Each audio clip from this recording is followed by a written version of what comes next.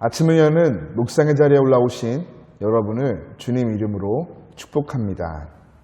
오늘 본문 말씀을 보면 어제에 이어 식사의 자리에 함께 앉아있던 한 사람이 예수님의 말씀 앞에 무릇 하나님의 나라에서 떡을 먹는 자는 복되도다라는 말을 합니다.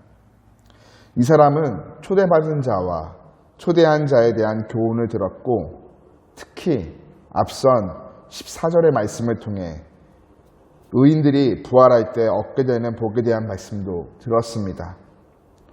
유대인들은 자신들을 의인으로 여기며 종말에 하나님이 준비하신 만찬의 자리에서 조상들과 함께 연회를 즐길 것을 고대하였습니다.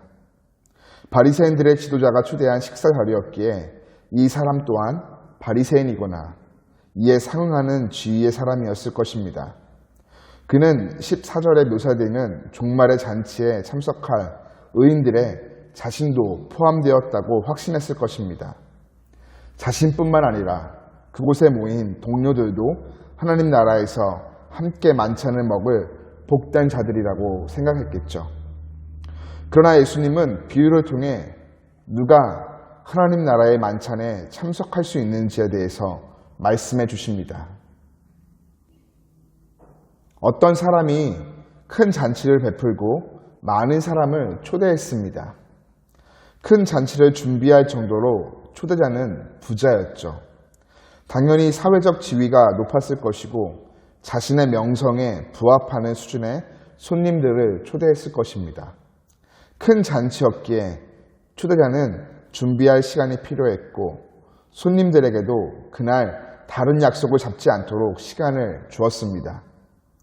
주인은 예상 인원을 생각하고 잔치를 준비했겠죠. 그리고 잔치를 열기 직전 주인은 종들을 보내 식사 준비를 마쳤으니 초대자들에게 참석할 것을 요청합니다. 그러나 처음에 초대를 수락했던 손님들은 모두 참석할 수 없다는 예상 밖의 상황을 알립니다. 한 사람은 밭을 사서 밭을 검사해야 한다고 참석하지 못하고 다른 사람은 소 5겨리를 샀는데 시험을 해야 하기에 참석하지 못한다 이야기합니다. 또 한 사람은 결혼을 했으니 당연히 올 수 없다고 전하죠. 그는 자기가 마련한 결혼식 피로연을 초대자의 잔치보다 더 중요하게 여겼을 것입니다. 세 사람은 모두 소유와 관련된 일로 초대받은 잔치에 참여하지 못한다 변명을 합니다. 그들은 자신들의 목표와 욕망을 해결하는 데 우선권을 두었습니다. 잔치의 초대함에 충분한 시간을 주었기에 변명은 타당한 이유가 될 수 없지만 그럼에도 이들은 개의치 않는 모습을 보이죠. 약속을 이행하지 않아 자신들의 사회적 명예가 실추되더라도 자신들의 유익과 필요를 따라 선택하는 습관 그대로 욕망을 채우는 행동을 선택하는 것입니다. 이들은 실로 어리석습니다. 이런 태도는 결국 메시아의 초대에도 그대로 나타날 것이기 때문이죠. 시급한 현실의 욕망을 채우기 위해 가장 중요한 하나님 나라의 잔치를 거절해버릴 수 있기 때문입니다. 예수님은 비유를 통해 하나님 나라의 영원한 가치를 외면하고 자기의 유익을 추구하는 것을 지극히 합리적으로 여기는 사람들의 태도를 경고하십니다. 비유로 돌아가 종이 돌아와서 상황을 보고하자 주인은 단단히 화가 납니다. 명예와 수치의 문화에서 그의 사회적 명예가 수치로 변했기 때문이죠.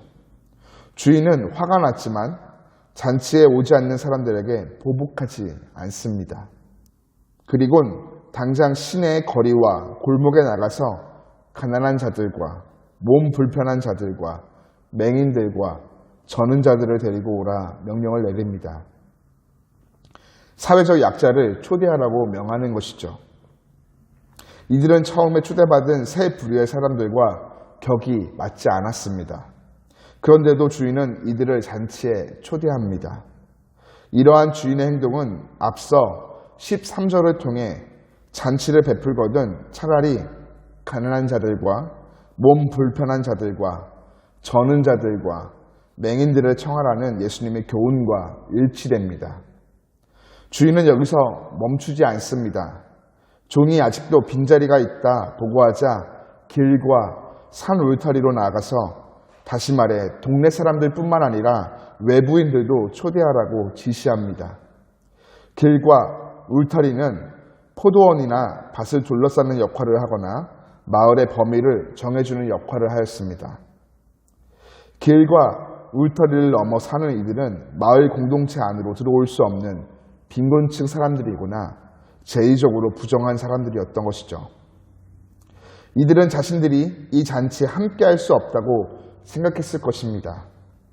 집주인은 이에 종들에게 이들을 강권에 데리고 오라, 결연한 의지로 그들의 손을 붙잡고 집으로 채우라 말씀합니다.